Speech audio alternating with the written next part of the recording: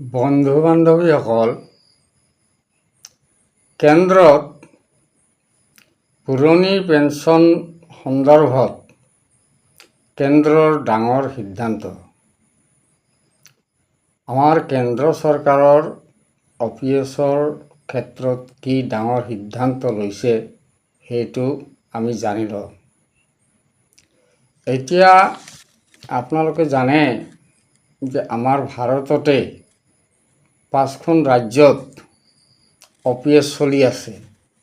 ৰাজস্থান, ছত্তীশগড়, ঝাৰখণ্ড, পাঞ্জাৱ আৰু হিমাচল প্ৰদেশ। এই 5খন ৰাজ্যত আমাৰ পুৰণি পেঞ্চন চলি আছে। কিন্তু আমাৰ যিখিনি টকা জমা হৈছিল NPS-ত, সেই টকাখিনি এতিয়ালৈকে তেওঁলোকক দিয়া নাই আৰু কেন্দ্ৰ চৰকাৰৰ সিদ্ধান্ত যে এই টকাখিনি ঘূৰাই দিয়া নহ'ব। এতিয়া তাত যিমান কৰ্মচাৰী আছে, সেই কৰ্মচাৰীসকলৰ টকাবিলাক যোগ কৰিলে কেইবা লক্ষ টকা হ'ব, কেইবা কৰোৰ টকা হ'ব। সেই টকাখিনি ঘূৰাই নিদিব। তেওঁলোকে পুৰণি পেঞ্চন পাই আছে ঠিকেই, কিন্তু শতকৰা 10 টকা যে কাটিছিল আৰু চৰকাৰৰ তৰফৰ পৰা এটা শতকৰা 14 টকা দিছিল, সেইখিনি মুঠতে ঘূৰাই নিদিয়ে। এতিয়া আমাৰ নিজৰ টকা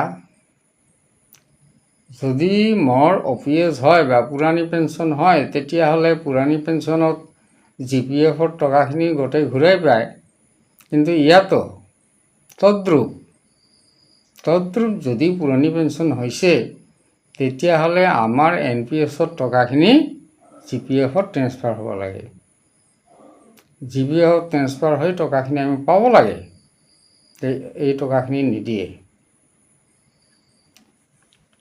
আৰু এটা বিশেষ খবৰ, কেন্দ্ৰৰ ডাঙৰ সিদ্ধান্ত যে তেওঁলোকে কৈছে যে যদি পুৰণি পেঞ্চন দিয়া হয়, তেতিয়াহ'লে কোষাগাৰবিলাক দেউলীয়া হৈ যাব। অৰ্থাৎ আমাৰ ভাৰতবৰ্ষৰ যিবিলাক কোষাগাৰ আছে, সেইবিলাক দেউলীয়া হৈ যাব। তাত টকা নাইকিয়া হৈ যাব। এতিয়া এই 5খন ৰাজ্য কেনেকৈ চলি আছে? এই 5খন ৰাজ্য কেনেকৈ চলি আছে? তেওঁলোকৰ বিত্তীয় ঘাটি হোৱা নাই নেকি? বা বেলেগ ৰাষ্ট্ৰবিলাকত যে চলি আছে, বেলেগ ৰাষ্ট্ৰবিলাকত পুৰণি পেঞ্চন দিওঁতে কেলেই তেওঁলোকৰ বিত্তীয় ঘাটি হোৱা নাই? কি কাৰণ হোৱা নাই? এটা কথা লক্ষ্য কৰিব, UPS-ৰ এটা নিয়ম দিছে যে 10 বছৰ কাম কৰিব লাগিব। 10 বছৰ কাম কৰিলে তেখেতে 10,000 আৰু এটা দিয়ে পাব। কিন্তু 10 বছৰৰ তলৰ কাম কৰিলে তেওঁলোকে পেঞ্চন নাপায়। আৰু 25 বছৰ কাম কৰিলে দৰমহাৰ আধা পাব। কিন্তু MLA বা আমাৰ মিনিষ্টাৰসকলে তেওঁলোকে তেনেহ'লে 5 বছৰ কাম কৰি কেনেকৈ পেঞ্চন পায়? তেওঁলোকে কেনেকৈ পেঞ্চন পায়? তেওঁলোকেতো UPS-তো নপৰে।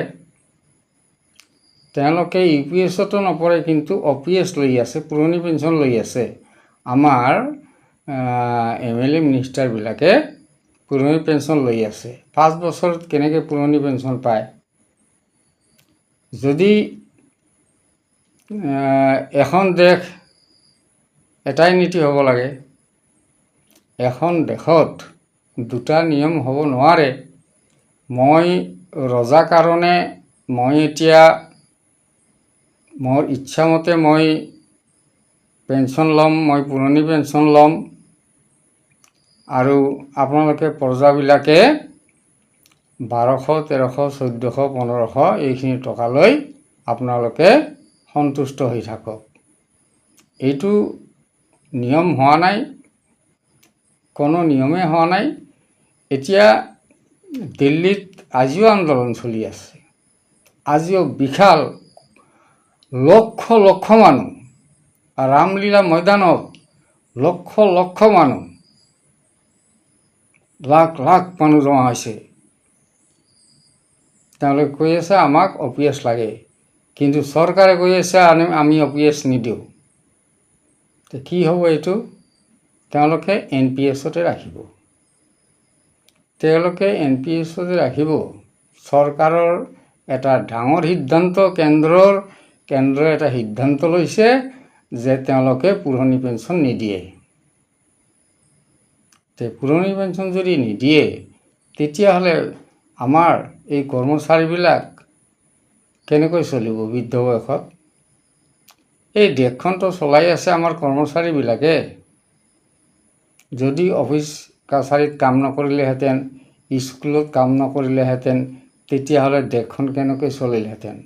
আজি এজন শিক্ষক তেওঁ জীৱনটো এডাল মমবাতিৰ দৰে পুৰি পুৰি শেষ হৈ যায়। বেলেগক মানুহক ল'ৰা ছোৱালীক জ্ঞান দিওঁতে নিজে শেষত বৃদ্ধ বয়সত স্মৰণ শক্তি তেখেতৰ নোহোৱা হৈ যায়, আৰু সেয়ে 60 বছৰ বয়সত তেখেতক ৰিটায়াৰ দিয়া হয়, অৱসৰ দিয়া হয়। ইমান কষ্ট কৰি আমাৰ ল'ৰা ছোৱালীবিলাকক শিক্ষা দি শেষত বৃদ্ধ বয়সত তেখেতে ঔষধ কিনা অবিহনে তেখেত মৰি যাব। ঔষধ কিনিব নোৱাৰিলে মৰি যাব নিশ্চয়।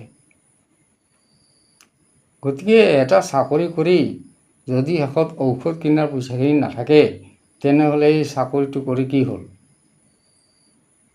আন্দোলন কৰাৰ বাহিৰেতো একো নাই। আন্দোলনটো চলি আছে। আন্দোলনক যদি নামানে, আৰু এতিয়া আমাৰ সুপ্ৰিম কোৰ্টৰ ৰায় হৈছে, সুপ্ৰিম কোৰ্টে কৈছে যে এইটো তেওঁলোকৰ প্ৰাপ্য, তেওঁলোকে কোনো ভিক্ষা খোজা নাই, এইটো প্ৰাপ্য বস্তু। এতিয়া সেইবিলাক যদি নিদিয়ে, তেওঁলোকৰ কথা যদি নুশুনে, তেতিয়াহ'লেতো আৰু উপায় নাই। এই NPS-তে এনেকৈ থাকিব লাগিল। বহুত বেজাৰ লাগিছে, বহুত বেজাৰ। মই কি ক'ম, মোৰ বহুত ভিতৰুৱা মোৰ বেদনা আছে। বেদনাবিলাক গোটেই মই খুলি নকওঁ। মোৰ বহুত বেদনা। মই বেছিদিন আৰু বাচি নাথাকিম। কেনেকৈ বাচি থাকিম? মই জীয়াই থাকিব নোৱাৰোঁ, কাৰণ মোৰ ঔষধ কিনা পইচা নহ'লে মইতো জীয়াই নাথাকিম নহয় বেছিদিন। মই বহুত দুখৰ ভিতৰত আছোঁ। মোৰ তেনেকুৱা মাটি জমাও নাই, সা সম্পত্তি নাই। এই কেৱল NPS-ৰ 1800 টকা। এই 1800 টকাৰে আপুনি আপোনাৰ মাহখন চলাব, নে ঔষধ পাতি কিনিব, নে কি কৰিব? তো উপায় নাই, বেছি নকওঁ। এইখিনিয়ে কেন্দ্ৰৰ এটা সিদ্ধান্ত, আৰু সেই সিদ্ধান্তখিনিক আপোনালোকক জনালোঁ। আৰু ইয়াৰে মূল যিটো ভিডিঅ' মই ডেছক্ৰিপশ্যনত দি দিম। ডেছক্ৰিপশ্যনত ইয়াৰ এটা ভিডিঅ' এটা দি দিম। তাতে মোৰ তলৰ যিটো লাইন থাকিব, সেই লাইনটোত আপোনালোকে চুই দিলে ডেছক্ৰিপশ্যন ওলাই যাব। ডেছক্ৰিপশ্যনৰ মাজত লিংকটো দিয়া থাকিব, তাতে টিপি দি আপোনালোকে সেইখিনি শুনিবলৈ পাব। মই কোৱা কথাখিনি সঁচা হয় নে নহয়। ধন্যবাদ, ৰাখিছোঁ।